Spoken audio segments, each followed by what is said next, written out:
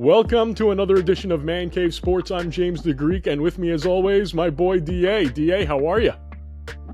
Doing wonderful down here in beautiful Arizona. Beautiful weather. It's great. Great time of year.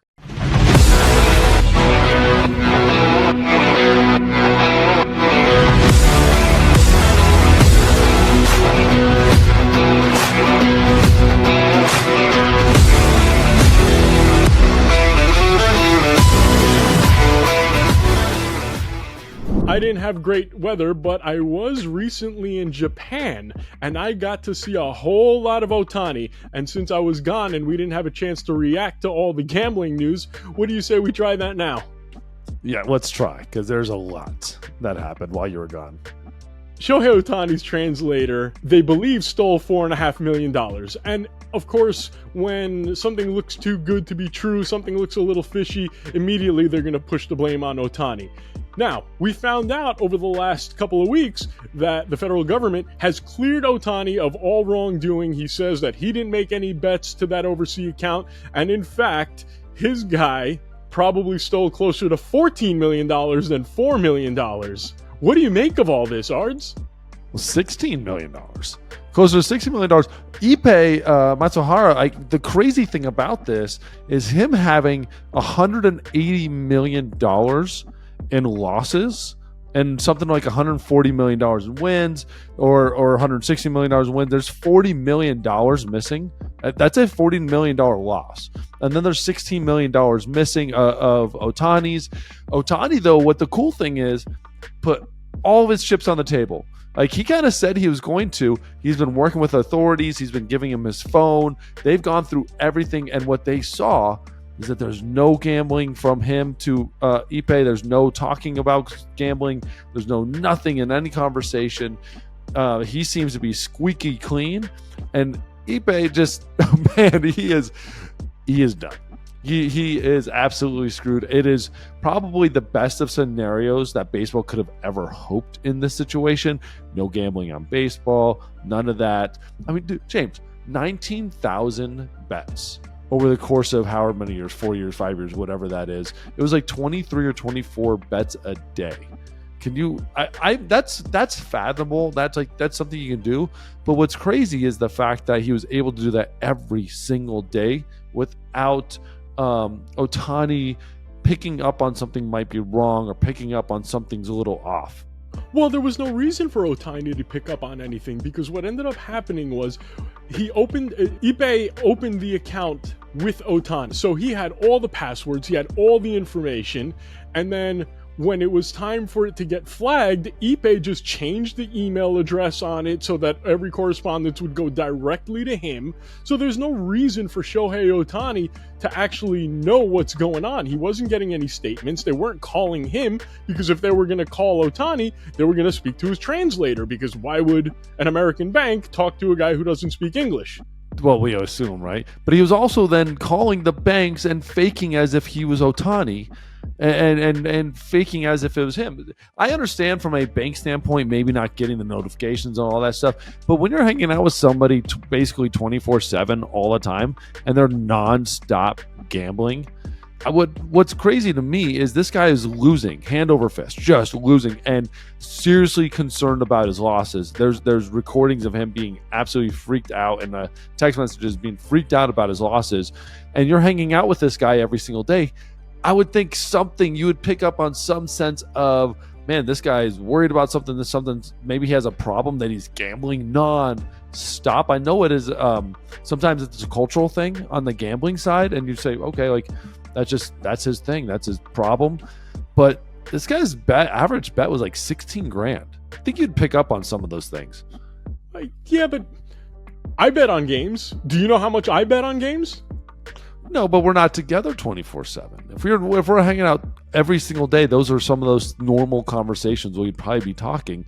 And if you're gambling 16 grand every single game for 23 games a day, we might have some conversations about that. Yeah, but I just think that a guy like that who's willing to steal that kind of money from Ohtani, he's willing to lie. And I bet you he's a great liar. You're probably incredible liar. Yeah. And, well, not good enough, but pretty damn good. But you know what's funny? As soon as this stuff came out, everybody assumed like, oh, Ohtani must be gambling. It was the first chink in the armor in his sort of I'm perfect persona. You know, he went and you knew he was going to have problems eventually. He signed the richest deal in baseball, $700 million. Then it was found out he's only taking $2 million so that he can help the team. So everybody else in baseball is pissed off because they're like, wait a minute, hold on a second. They're only giving this guy $2 million and they were able to get a pitcher for $350 million. So already people were starting to get a little pissed off with Ohtani. You got the biggest deal. You moved cross town from one LA team to the other LA team. Then you gave him a big discount.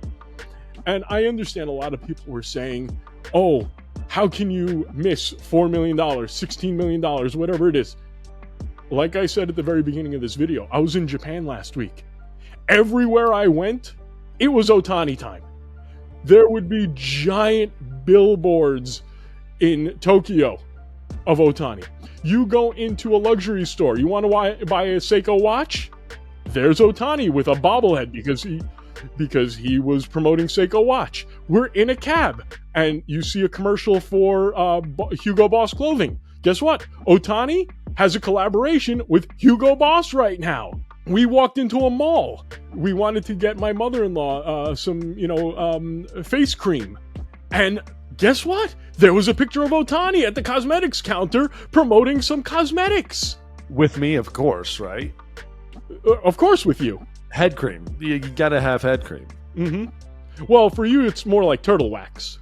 Yes. But my point being is, if you're making that kind of money hand over fist, you're not going to miss $4 million. The guy just got a deal for $700 million. $4 million to him is like $40 to us. Well, it's not even that. It's not even that it's $40 to us. That's not even the thing about it. It's trust. Trusting somebody too much and trusting somebody with your financials who, one, is not a financial manager, and two, you have no backup on anything. And to me, this is a massive failure in his support system and his agent and his advisors, the people that are around him, around Shohei Ohtani, are absolutely the failures in this entire thing. And we need to shed a little bit more light on the agency and those type of people and what conversations they've had with Ohtani. I had a lot of conversations with my agent about my financial manager and making sure that he was on top of everything, that there wasn't anything missing, that we were making correct investments. And we caught a bad investment. We caught a really shady dealing. My financial manager ended up going to prison. Well, I was one of the first people that caught the problem, and we addressed it. I got my money out, and I got out of him before he ended up having a lot bigger problems. So, but that was from looking back at somebody and actually trust, not just full trusting, going through and making double checking. And that was my agent helping me with that. That was myself, my wife, my family members, making sure that those things were in line. And so, because people are going to do some shady stuff, you might have some money missing there, but somebody has to raise the question. And right now, what concerned me is that there was nobody else supporting Ohtani. And that might have been Ippei, that might have been Ohtani having that decision, but that has to change. If you enjoyed this video, make sure you click the like button. More likes equals more great content for you. And if you haven't, subscribe now